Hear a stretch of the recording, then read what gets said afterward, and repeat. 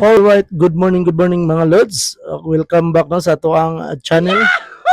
Alright, katong wala ka follow for more content video nga atong pagahimuan. Alright.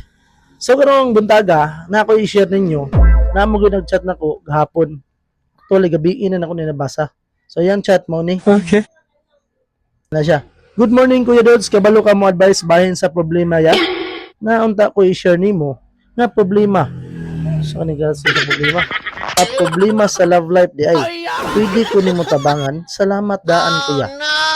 Matay murag maglisod mo ni Lods. Kaya wala pa ko sa advice no. So pero dili pwede nga di ato balibara ni mga Lods. Munang niingon ko niya ato ning i-try og advice ang imong problema. So anak ko taga-asa man pagka Lods siya na taga-sindangan na siya pero itago lang niya iya ang identity. So ato aning tagaag pagtagad ang iya ang problema mga Lods. Okay. Alright. So anyway, before ka mo padayon sa unahan mga Lods, ato sang i-shout out atong mga followers nila. Of course, mga vlogger po ni sila sa atong lungsod sa Sindangan, no? Alright, shout out nimo diha RC Daily Vlog. O John Will Barro Sustento, ang atong amigo o kauban sa aswat diha sa Fitness Gym. Shout out nimo boss. Of course, kini si ato ang amigo, usa ka artist, Boasting Juan Miguel. Shout out nimo diha, Lods. Shout out ninyo tanan diha, always Black Bros Bunal Perminti sa pag-vlog mga Lods. Kung kato magpa-shout out, pwede mo mag-comment down below diha para atong ma-shout out unya sa sunod na tong video nga pagahimo. Alright, so padayon tano. So mo ni ang sinder karong buntaga, ang pangalan niya si Junjun.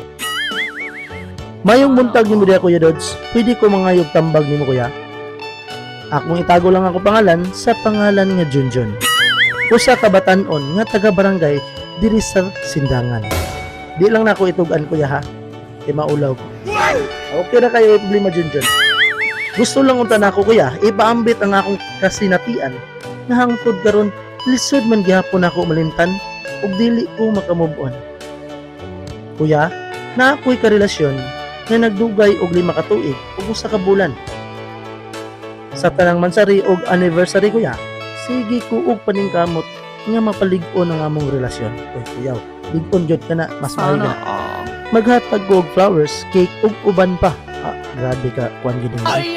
Bang gihatagan po nako siya og mga regalo kuya. Okay. Ug ako, usa day ka call center agent. Bisag igor ang sweldo, ginapaning kamutan nako nga malipay siya ug ang akong pamilya usab. Sa among relasyon kuya, wala man ko'y makita nga problema. Usahay gani siya pa ang mohatag og regalo sa kuha. Sama sa 22 karat gold necklace sa akong birthday. Yaw, words, yahaya words. 24 carats get, 22 day. Bisag wala siya trabaho, gitagaan gyapon ko niya.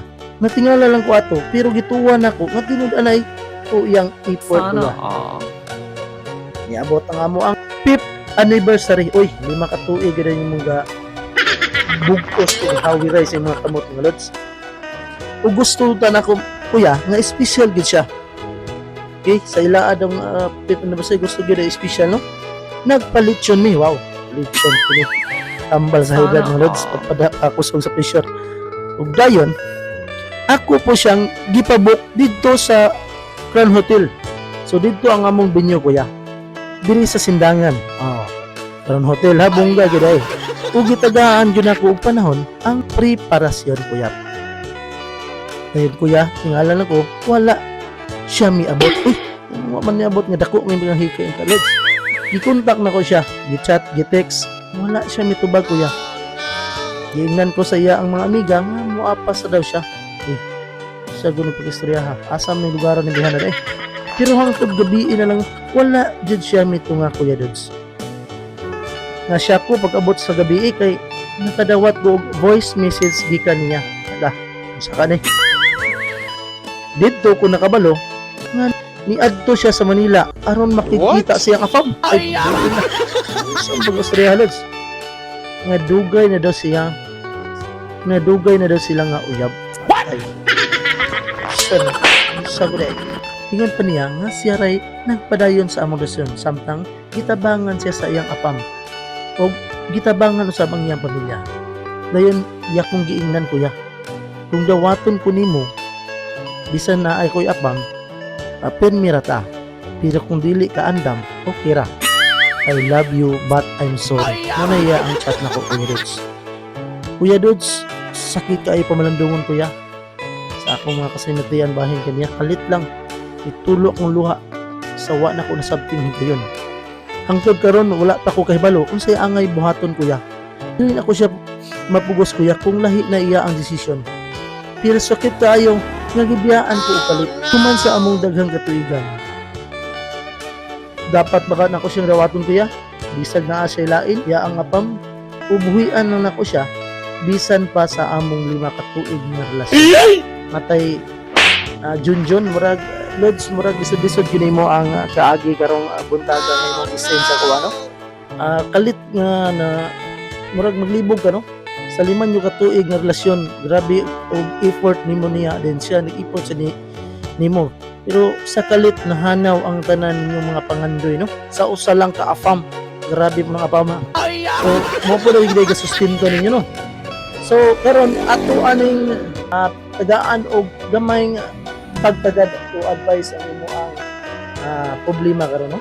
Junjun usab salamat sa imong pagkigbahin sa imong problema no.